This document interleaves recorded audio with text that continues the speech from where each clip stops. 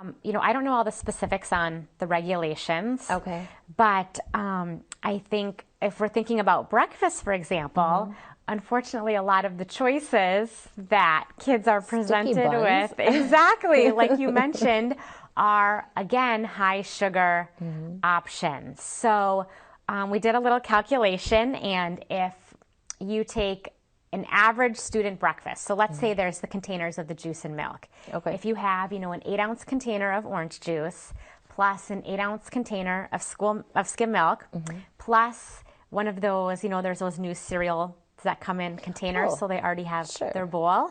Yes. So if you do an average, just one of those, then basically you end up with 20 teaspoons of sugar in just that meal. And I'm sure... And that's not even filling. I mean, sorry, but I could probably down 4 of those little cereals by myself. Exactly, because there's no protein and healthy fats in there.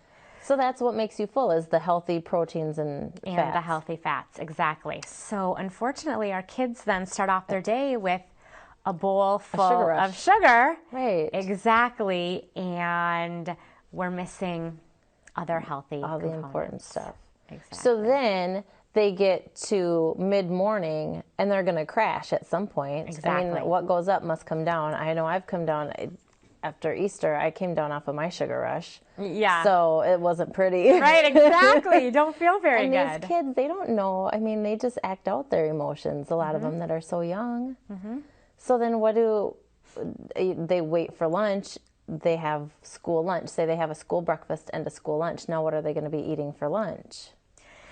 Right. Well, and unfortunately, I think it brings us back to that same idea. A lot of the options aren't very high quality foods. If we're having pizza, hot dogs, these kinds of choices, plus sugared milk, then we're ending up with a breakfast high in sugar as well as a lunch high in sugar. So we've got kids on sugar highs and lows throughout the day. Right. Can't think very well.